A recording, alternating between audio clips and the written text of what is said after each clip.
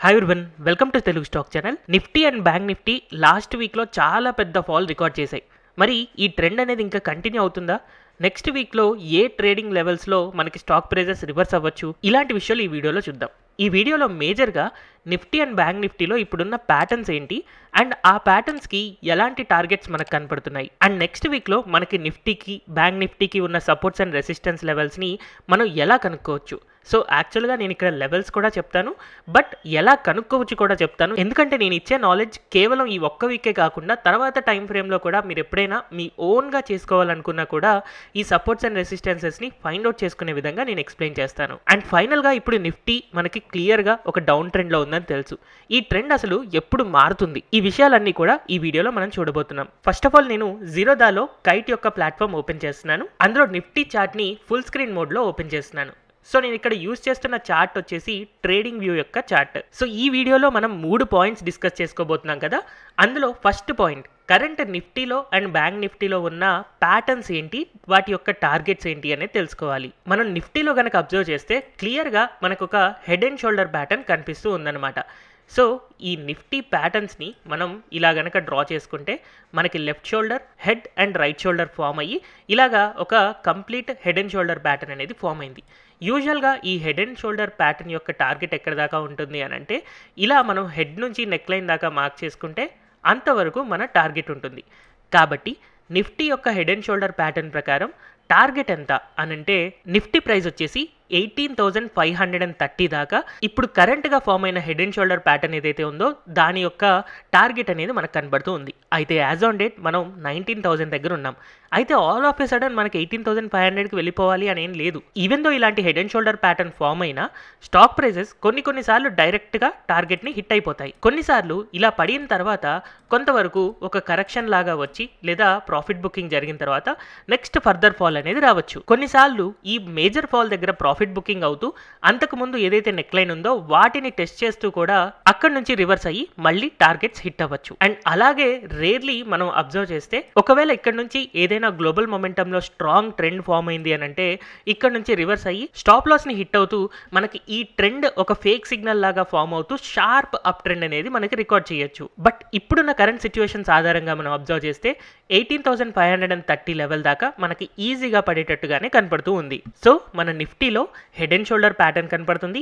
18,530 level దాకా మన యొక్క టార్గెట్ అనేది కనపడుతూ ఉందని అనుకోవచ్చు. అయితే ఈ చార్ట్ని కనుక మనం జూమ్ చేస్తే ఈ పర్టికులర్ లెవెల్లో మనకి ఒక స్ట్రాంగ్ రెసిస్టెన్స్ అంతకుముందు ఫామ్ అయింది కాబట్టి 18,640 లెవెల్ అనేది ఒక కీ లెవెల్ అవుతుంది.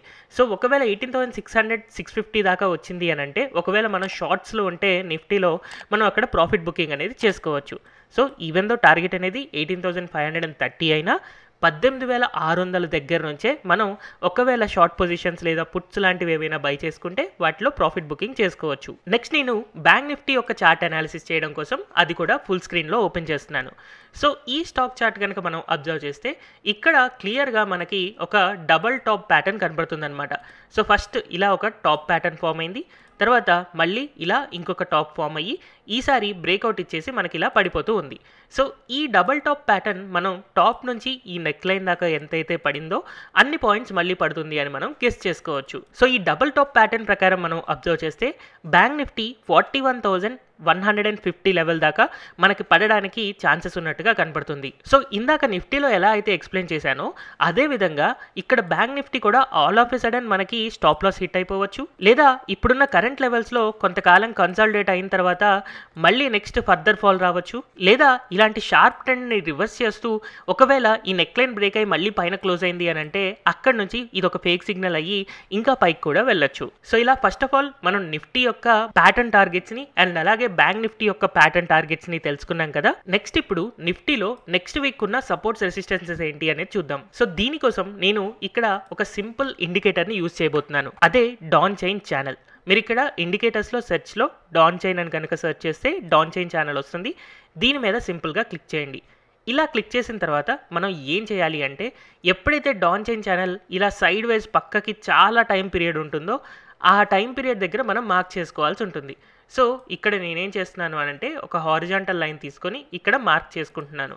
సో ఇది మీకు కొంచెం క్లియర్గా కనిపించడం కోసం నేను ఒక గ్రీన్ కలర్ లైన్ అండ్ అలాగే థిక్ లైన్ తీసుకుంటున్నాను. సో మీకు ఈ లెవెల్ అనేది ఒక సపోర్ట్ అవుతుంది. ఆల్రెడీ నిన్నటి రోజున ఆ సపోర్ట్ దగ్గరే ఎగ్జాక్ట్‌గా బౌన్స్ బ్యాక్ అయ్యి రివర్స్ అయ్యి పెరుగుతూ ఉంది. అదేవిధంగా నేను డాన్చైన్ ఛానల్ ఎక్కడెక్కడైతే ఇలాగా సైడ్ వేస్‌లో వెళ్తూ ఉందో ఆ లెవెల్స్ అన్నీ మార్క్ చేసుకుంటున్నాను. ఇక్కడ నుంచి ఇక్కడ దాకా మనకి ఒక క్లియర్ పక్కకు వెళ్తున్న లైన్ కనపడుతూ ఉంది కదా! సో ఇక్కడ దాని తర్వాత ఇదే రేంజ్‌లో మనకి ఇక్కడ కనపడుతూ ఉంది. నెక్స్ట్ మనం అబ్జర్వ్ చేస్తే ఈ లెవెల్‌లో కనపడుతుంది. సో ఇప్పుడు మనం నిఫ్టీలో ఉన్న సపోర్ట్స్ మనం అబ్జర్వ్ చేస్తే 18,810 ఆల్రెడీ నిన్న అక్కడ రివర్స్ అయి పెరిగింది. తర్వాత 18,600 దగ్గర నెక్స్ట్ సపోర్ట్ ఉందన్నమాట. రేపటి రోజున మనం 18,880 బ్రేక్ అయ్యి మనకి కిందకు వెళ్తుంది అని అంటే నెక్స్ట్ టార్గెట్ మనం 18,600తో ట్రేడ్ చేసుకుంటూ ఉండొచ్చు. అది కూడా బ్రేక్ అయ్యి కిందకు వెళ్తుంది అని అంటే అప్పుడు 18,354 కోసం చూడాలి. కానీ మనం ఇందాక చూసాం కదా, హెడ్ అండ్ షోల్డర్ ప్యాటర్న్ ప్రకారం 18,550 టార్గెట్ కాబట్టి 18,600 దాకా కరెంట్ ర్యాలీని మనం ఎక్స్పెక్ట్ చేసుకోవచ్చు. సో ఇలా ఒకవేళ నిఫ్టీ ప్రైజెస్ కనుక పడుతుంటే మనం సపోర్ట్స్ని ఫైండ్ అవుట్ చేసుకుంటాం. సిమిలర్గా రెసిస్టెన్సెస్ నేను కనుక్కోవాలి అని అనుకుంటే పైన ఇలాగ ఎప్పుడైతే హారిజాంటల్గా వెళ్తూ ఉందో ఆ లెవెల్స్ని మార్క్ చేసుకుంటూ ఉండాలి. అయితే రెసిస్టెన్సెస్ కాబట్టి నేను ఇక్కడ రెడ్ కలర్ ఇండికేషన్ ఇస్తున్నాను. సో రెసిస్టెన్సెస్ నేను అబ్జర్వ్ చేసినప్పుడు నాకు ఇమీడియట్గా అండ్ మేజర్గా కేవలం 2 రెసిస్టెన్స్లు మాత్రమే కనపడుతున్నాయి. ఒకవేళ నిఫ్టీ ప్రైజెస్ పైకి వెళ్తుంటే 19,220 అండ్ అలాగే 19,330 అనేవి మేజర్ రెసిస్టెన్సెస్గా మనకు కనపడుతూ ఉన్నాయి. సో ఇప్పుడు మీకు స్క్రీన్ మీద కనపడుతున్న ఈ రెసిస్టెన్స్ లెవెల్స్ అండ్ అలాగే సపోర్ట్ లెవెల్స్ని మీరు నోట్ చేసుకోవచ్చు. మోస్ట్ ప్రాబబుల్లీ ఈ లెవెల్స్ దగ్గరే నిఫ్టీలో ప్రాఫిట్ బుకింగ్ అనేది జరుగుతూ ఉండొచ్చు. సో ఇలా డాన్చైన్ ఛానల్ని యూజ్ చేసి మనం ఫైండ్ అవుట్ చేయడం చాలా సింపుల్గా ఉంది కదా. మనం బ్యాంక్ నిఫ్టీ కూడా ఎలా చేయాలో చూద్దాం. సో ఇండికేటర్స్లో సింపుల్గా మనం డాన్చైన్ని యాడ్ చేయాలి. సో ఇలా డాన్చైన్ని యాడ్ చేసినప్పుడు మనం కరెంట్ ఉన్న ప్రైస్ లెవెల్ కంటే కిందున్న వాటిని అన్నింటినీ కూడా మనం గ్రీన్ కలర్ ఇండికేషన్ ఇవ్వచ్చు అండ్ అలాగే పైన ఉంటే మనం రెడ్ కలర్ ఇండికేషన్ ఇవ్వచ్చు. సో మనం రెసిస్టెన్స్ మార్క్ చేసిన పాయింట్స్ అబ్జర్వ్ చేస్తే 43,350, 43,600 అండ్ 43,840 ఈ 3 కూడా మనకి రెసిస్టెన్సెస్. ఇప్పుడు మనం 42,782 దగ్గర ఉన్నాం. అంటే దాదాపుగా 500 పాయింట్స్ పైన మనకి కీ రెసిస్టెన్సెస్ అనేవి ఉన్నాయి.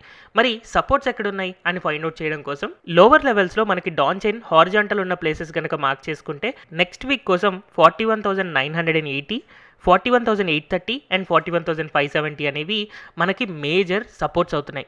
సో ఇక్కడ మీకు స్క్రీన్ మీద కనపడుతున్న బ్యాంక్ నిఫ్టీ యొక్క వీక్లీ రెసిస్టెన్సెస్ అండ్ సపోర్ట్స్ని మీరు నోట్ చేసుకోవచ్చు. సో మన ఫస్ట్ 2 పాయింట్స్ డిస్కషన్ అయిపోయింది కదా. అండ్ ఫైనల్గా నిఫ్టీ ఇప్పుడు డౌన్ ట్రెండ్లో ఉంది, బ్యాంక్ నిఫ్టీ ఇప్పుడు డౌన్ ట్రెండ్లో ఉంది, అందరికీ తెలుసు.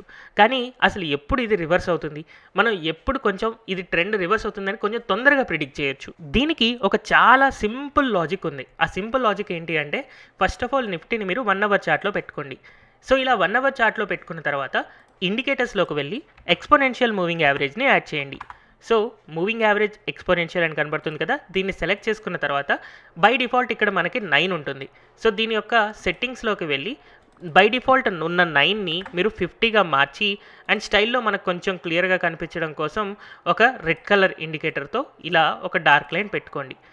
ఎప్పుడైతే మనకి ఈ 50 ఎక్స్పోనెన్షియల్ మూవింగ్ యావరేజ్ దాటి పైన క్లోజ్ అవుతుందో 1 అవర్ చార్ట్లో అప్పుడు మనం జాగ్రత్తగా ఉండాలి, ట్రెండ్ చేంజ్ అవ్వడానికి ఎక్కువ ఛాన్సెస్ ఉంటున్నాయని.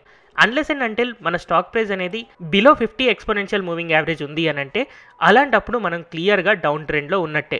జనరల్గా నిఫ్టీ ఎప్పుడైతే డౌన్ ట్రెండ్లో ఉంటుందో అలాంటప్పుడు ఈ 50 ఎక్స్పోనెన్షియల్ మూవింగ్ యావరేజ్ దగ్గరికి వెళ్ళి స్టాక్ ప్రైజెస్ రివర్స్ అవుతూ ఉంటాయి. అలాగే సిమిలర్గా నిఫ్టీ ఎప్పుడైతే అప్ ట్రెండ్లో ఉందో అలాంటప్పుడు ఇదే 50 ఎక్స్పోనెన్షియల్ మూవింగ్ యావరేజ్ దగ్గర సపోర్ట్ తీసుకుంటూ ఇలా పైకి వెళ్తూ ఉంటాయి అన్నమాట. సో ఇప్పుడు మనం ఉన్న సిచ్యువేషన్లో 50 ఎక్స్పోనెన్షియల్ మూవింగ్ యావరేజ్ కింద ఉన్నాం కాబట్టి ఆ లెవెల్ని ఒకవేళ కొంతవరకు దాటినా మళ్ళీ రెసిస్టెన్స్ తీసుకొని రివర్స్ అయి పడడానికి ఎక్కువ ఛాన్సెస్ ఉంటాయి.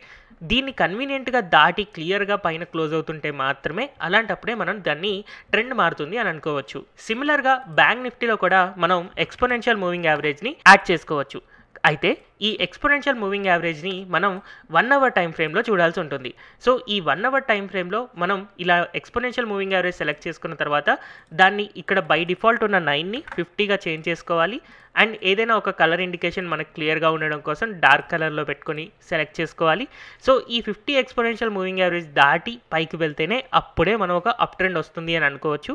బట్ స్టిల్ మనం చాలా దూరంలో ఉన్నాం. ఒకవేళ మనం 50 మూవింగ్ యావరేజ్ దాకా వెళ్ళినా కూడా అక్కడి నుంచి రివర్స్ అయి పడిపోవడానికి ఎక్కువ ఛాన్సెస్ కనపడుతున్నాయి. సో అర్థమైంది కదా, నిఫ్టీ కానీ బ్యాంక్ నిఫ్టీ కానీ ఇప్పుడు ట్రెండ్ చేంజ్ అవ్వాలి అంటే ఫస్ట్ ఆఫ్ ఆల్ అది హవర్లీ చార్ట్లో 50 ఎక్స్పోనెన్షియల్ మూవింగ్ యావరేజ్ని దాటితేనే అలాంటప్పుడే మనకు ట్రెండ్ చేంజ్ అవుతుందా లేదా అని చెప్పి మనం ఫర్దర్ అనాలిసిస్ చేయాల్సి ఉంటుంది. కానీ 50 ఎక్స్పోనెన్షియల్ మూవింగ్ యావరేజ్ కింద ఉన్నంత కాలం మనం నిఫ్టీ కానీ బ్యాంక్ నిఫ్టీ కానీ డౌన్ ట్రెండ్ కంటిన్యూ అవుతుంది అనే మనం అనుకోవచ్చు. So hopefully next week Nifty కానీ బ్యాంక్ నిఫ్టీ కానీ side wise to bearish movement ఉండడానికి ఎక్కువ ఛాన్సెస్ ఉన్నాయి. నేను చెప్పిన సపోర్ట్ లెవెల్స్ని హిట్ అవ్వడానికి కొంతవరకు ఎక్కువ ఛాన్సెస్ కనపడుతూ ఉన్నాయి. Thank you everyone for watching this video.